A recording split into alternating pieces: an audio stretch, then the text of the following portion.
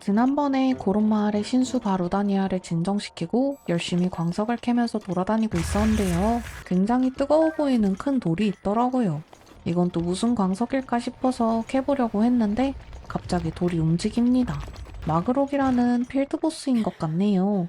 일단 거리를 벌린 뒤에 불속성이니 얼음화살로 때리면 되겠거니 했는데 아니 불만 꺼지고 체력은 꿈쩍도 안 하더라고요. 팔도 때려보고 머리 위에 있는 혹부리도 때려봤는데 이 혹부리가 약점이었습니다. 그래서 이번에는 아이스 완드로 마그록을 시킨 뒤에 위에 올라타서 팽이를 돌렸는데요. 아니 마그록이 금방 다시 뜨거워지더라고요. 다시 한번 아이스 완드로 잘 식혀준 뒤에 팽이 돌리기로 마무리 지었습니다. 와, 5만 가지 보석과 광석이 잔뜩 나오네요. 꽤나 쏠쏠하게 챙겼습니다. 다음으로는 분홍색 말이 갖고 싶어서 말을 길들인 후에 마국간으로 가서 등록을 했는데요. 마국간 안에 있는 여행자들이 무슨 보물 이야기를 하는 것을 들었습니다. 람다의 보물이라는데 그냥 지나칠 수 없습니다. 정보값을 내고 이야기를 들었는데요. 어린 다리 그리고 흰 폭포라는데 마국간 근처에 쌍둥이용 다리라고 있더라고요. 아무래도 근처에 있는 이 조그만한 다리가 쌍둥이 동생 다리가 아닐까 싶습니다. 역시 제 생각이 맞았네요. 강 상류로 올라가자 조그만한 폭포가 보였습니다. 개구리와 잉어를 잡으며 강을 따라 올라갔더니 조금 더 긴 폭포가 보이네요. 벽을 타고 오르자 수상한 공간을 발견했습니다. 안에는 보물이 한가득이네요. 너무 달달합니다. 보물찾기를 끝내고 다시 갈 길을 가려는데 저 멀리에 나무보다 큰 뼈를 발견했습니다. 제가 보고 있는 게 맞나 싶어서 사진기를 꺼내보니 스탈 히녹스라는 필드보스 몬스터인 것 같더라고요. 엄청 큰데 제가 이길 수 있을지 모르겠습니다. 멀리서 마법 지팡이로다가 공격해봤는데 체력이 전혀 닳지를 않네요. 그래서 검을 쥐고 발목뼈를 마구마구 때려봤더니 이 공격은 통합니다. 직접 때려야 하나 보네요. 그런데 히녹스의 엉덩방아 2번이 죽어버렸습니다. 이번에는 멀리서 활로 눈을 맞춘 뒤에 팽이돌기로 체력을 잔뜩 깎았는데요. 조금 남겨두고는 체력이 안 깎이더라고요. 결국 밟혀서 죽어버렸습니다. 눈을 화살로 맞추면 눈이 밖으로 떨어지는 게 뭔가 눈이 핵심일 것 같습니다. 역시나 이 친구 손으로 눈을 가린 채로 뛰어오네요. 한참을 실랑이를 하다가 히녹스가 갈비뼈를 뜯을 때 기회를 포착했고 드디어 마지막 일격을 가했습니다. 와, 엄청 잡기 까다로웠네요. 보상으로는 히녹스의 이빨과 각종 무기를 얻었습니다. 마그록에 이어 스탈 히녹스도 잡다니 전투 실력이 꽤나 늘은 것 같습니다. 전투에 자신감도 붙었겠다. 바로 마지막 신수를 정화시키러 출발해 보겠습니다. 아직 더위를 해결할 방법은 못 찾았지만 일단 그림자에 숨어서 앞에 보이는 오아시스로 무조건 달려가 보려고 합니다. 그리고 시원한 아이스로드를 등에 메고 다니면 체온이 내려가지 않을까 싶었는데요. 이게 통하네요. 그렇게 쭉 달려서 오아시스 근처로 오자 또 신수가 울부짖습니다. 이번 신수는 땅을 걸어다니니 뭔가 더 위협적인 것 같은데요. 멀리서 본 대로 이번 신수는 낙타네요. 일단 오아시스에 무사히 도착했는데요. 신수를 안정시키러 왔는데 이 앞에 있는 겔드의 마을에 부오이, 즉 남자는 마을에 들어가지 못한다는 말을 들었습니다. 이게 무슨 소린가 싶었는데요. 주변에 있는 사람들이랑 대화를 해봐도 겔드의 마을에는 여자만 들어갈 수 있다고 하네요. 그래도 영웅 링크의 등장이면 문을 열어주지 않을까 싶어서 옆에 있는 멍멍이에게 사과를 나눠주고 겔드의 마을로 출발을 해보겠습니다. 그렇게 등에 아이스로드를 차고 사막을 횡단해서 겔드의 마을 입구까지 도착했는데요. 입구에서 한 여행자를 만났습니다. 그리고 겔드의 마을 잠입에 성공한 남자가 있다는 정보를 입수했는데요. 그분은 오아시스와 마을을 왔다 갔다 한다니 다시 오아시스로 돌아가 봐야 할 것 같습니다. 일단 사당에서 열을 한 김 식힌 뒤에 사막의 밤은 추울 테니 파이어로드로 바꿔주고 오아시스로 출발을 해보려는데요. 그런데 마을 입구에 뭐가 있는 거 아니겠어요. 모래사막에서 안 그래도 발이 푹푹 빠져서 걸어다니기 힘들었는데 사막에서의 이동수단으로 모래표범을 타고 다닌다고 합니다. 그런데 저는 부호이라 모래표범 렌탈이 불가능하다네요. 그냥 한 마리 잡아가야겠다 했는데 이 녀석 재빠릅니다.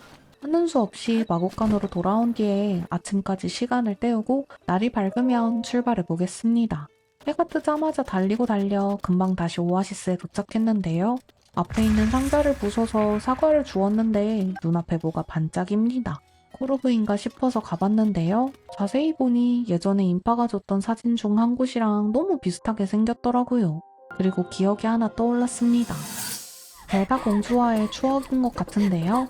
미가단들한테 젤다가 쫓기고 있었는데 그걸 도와주러 링크 용사가 등장하는 장면입니다. 다른 기억들도 다 찾으면 뭔가 진엔딩이 있을 것 같네요. 일단 겔드 마을로 출입이 가능한 부호이를 찾아봐야겠습니다. 오아시스 상점에 옥상에 있다는 말을 듣고 옥상으로 올라와 봤는데요. 어머나 세상에 깜짝 놀랐습니다. 아무래도 저 옷을 입으면 겔드족 분들이 제가 여자라 생각하나 본데요. 600루피를 주고 옷을 사보겠습니다. 우리의 용사 링크, 여장도 제법 잘 어울리네요. 이 옷을 입으면 마을 출입뿐만 아니라 더위도 방지할 수 있다니 일석이조입니다. 이제 겔드의 마을로 출발해볼까 했는데 우리 링크는 뽀송해서 이럴 일은 없겠지만 바람은 조심해야겠네요.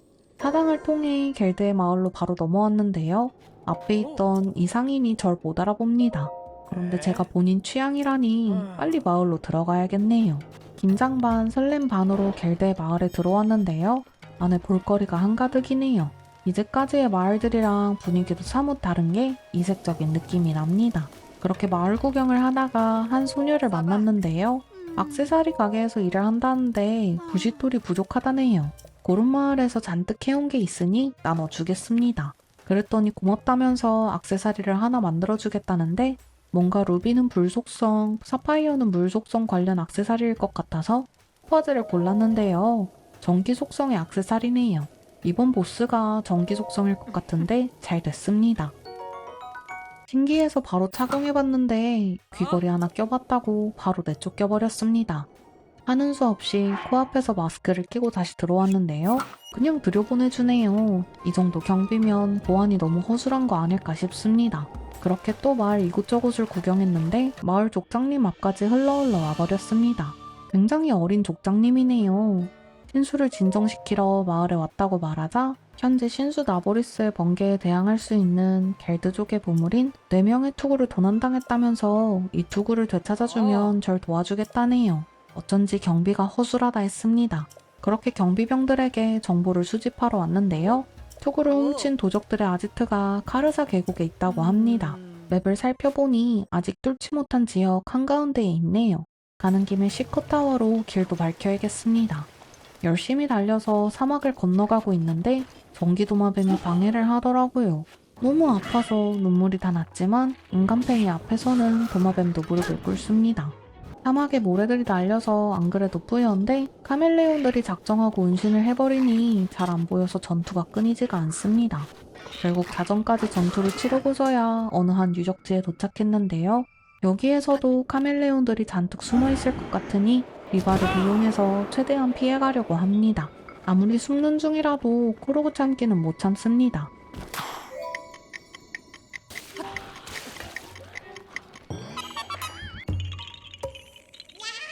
다음에는 한밤의 자객처럼 기둥 넘어 기둥으로 뛰어다녔는데요.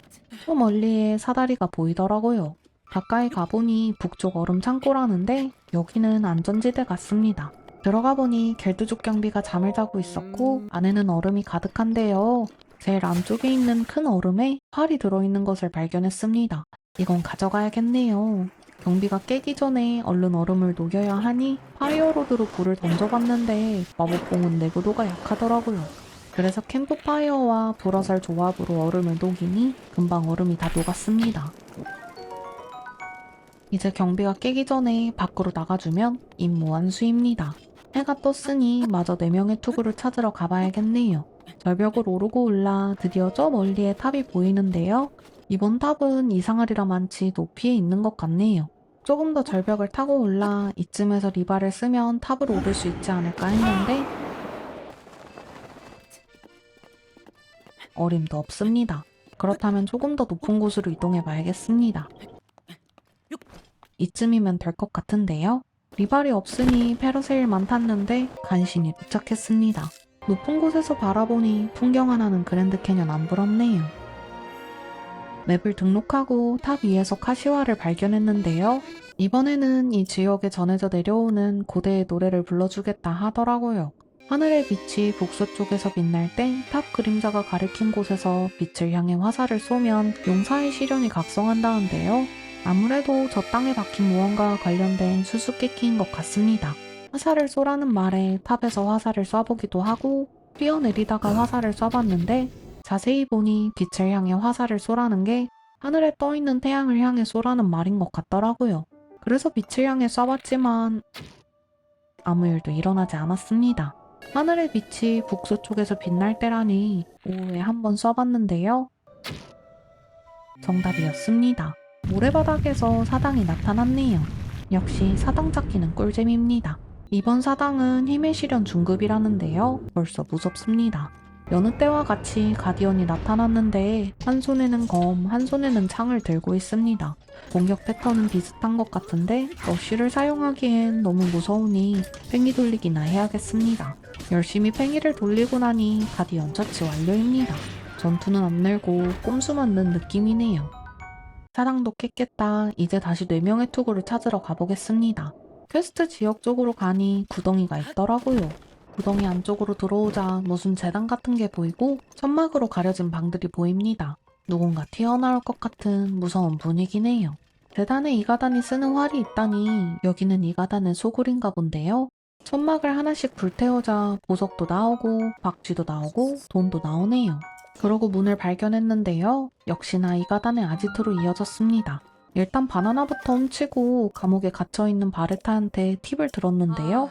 이가단들은 바나나에 환장한다고 하더라고요. 그래서 바나나를 미끼로 놓고 경비병이 바나나를 먹는 사이에 혼쭐을 내주려고 했는데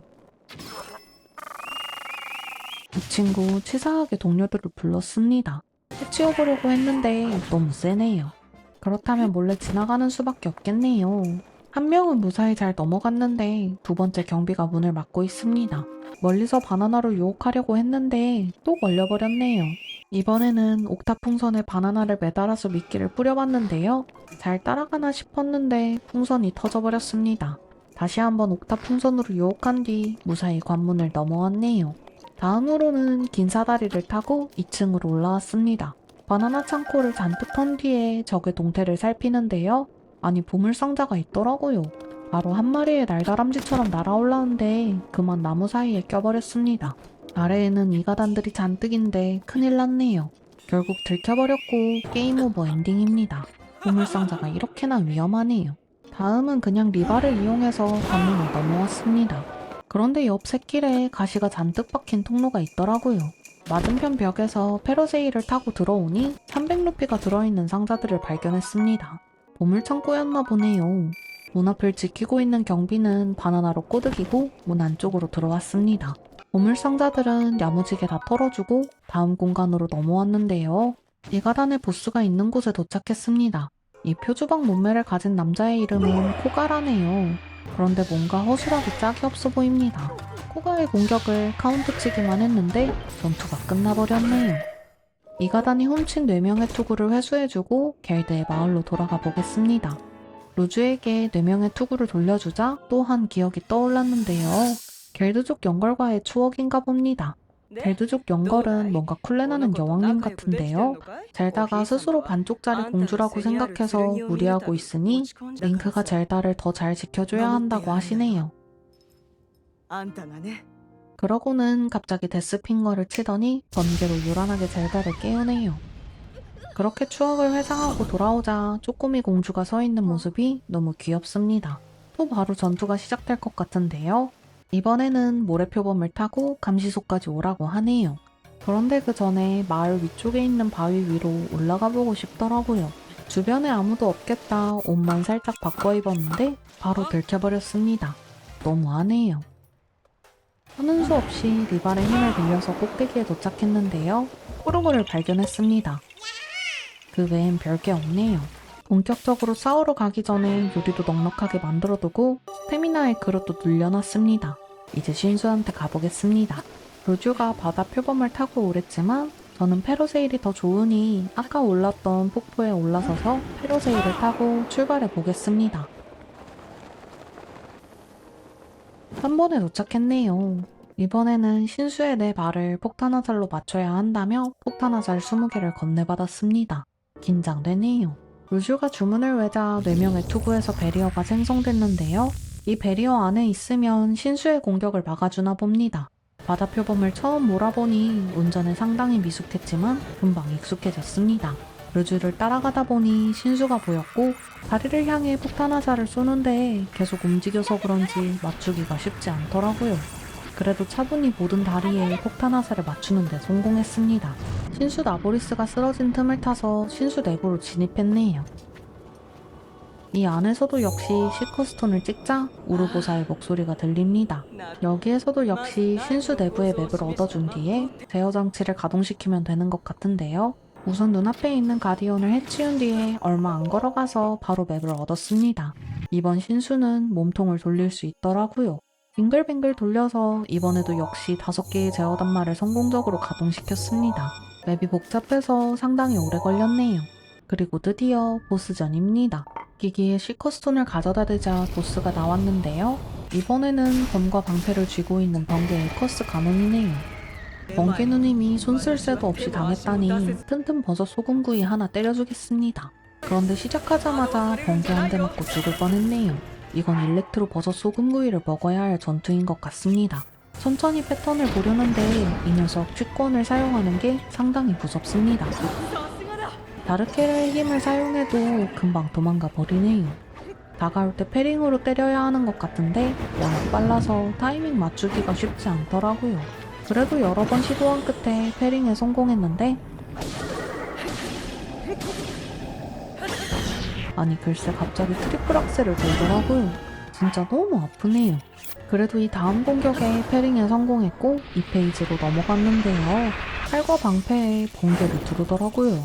그러곤 마구마구 말뚝들이 떨어지는데 뭔가 여기에 전기가 통하는 것 같은 게 말뚝을 이용해야 하는 것 같습니다. 일단 보스가 높이에 있으니 2층에 올라와서 번개가 통하는 말뚝을 하나 뽑아서 보스한테 가져다 댔는데요. 전기체에 맞은 모기 마냥 떨어지더라고요. 그런데 보스의 위치를 잠깐 놓친 사이에 기습을 당해버렸습니다. 그런데 그 다음 공격이 어찌나 괴랄하던지 바로 죽어버렸네요. 다시 한번 달려왔고 이제 1페이지 정도야 가볍게 러쉬로 뚫어주었습니다. 문제 2페이지 시작인데요. 침착하게 2층으로 올라간 뒤에 다시 한번 전기 파리채를 해주고 괴랄한 패턴은 다르케르 형님의 도움을 받았습니다. 그 다음에는 그냥 마구마구 가서 때렸는데요. 갑자기 레이저를 조준하는 거 아니겠어요. 아주 난장판이 따로 없네요. 미파덕에 한 턴 넘기고 과일 정보로 다시 한 턴 채운 뒤에 다행히 러쉬로 마무리했습니다. 와, 이렇게나 애먹은 보스는 처음이네요. 진짜 어려웠습니다. 그래도 무사히 번개의 커스 간혼을 물리쳤고 보상으로 추가 생명력을 얻었습니다. 이제 우르보사 누님이랑 인사할 차례네요. 계단에서 내려오시는데 굉장히 우아합니다. 우르보사 누님께 힘을 전수받고 저도 데스핑거를 쓸 수 있게 됐습니다. 엄청 멋들어진 기술이네요. 그러고는 100년 전 영걸들이 패배한 일에 대해 젤다도 링크도 죄책감을 갖지 말라고 하시네요. 역시 큰언니가 최고입니다. 그렇게 우르보사와 인사를 끝내자 신수 나보리스가 사막의 높은 곳으로 가서 가문을 향해 레이저를 조준하네요. 이후 이어지는 쿤누님의 마지막 말입니다. そのゆかりの名をいただいたあんたも立派なゲルドだよ。そうだろ、ナボリス。100年前、私らはあっさりと奴にやられちまった。けど、もう負けるわけにはいかない。厄災ガノン。研ぎ話によれば、あいつも元はゲルド族だ。だから、私もあんたも全力で奴に立ち向かう。それがゲルドの意地ってもんだろ。しっかりガノンを捕らえていておくれ。リンクが奴と戦う時、すごい一発を食らわせてやろうじゃないか。今からその瞬間が楽しみだよ。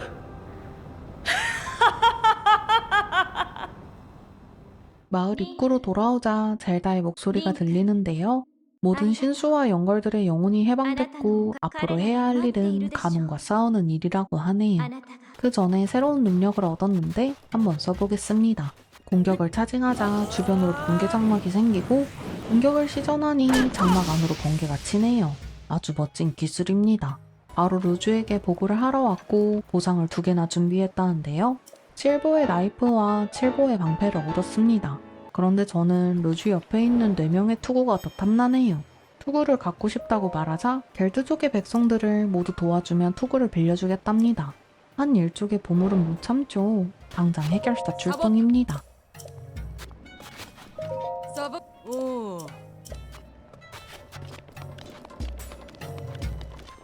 싸봤다.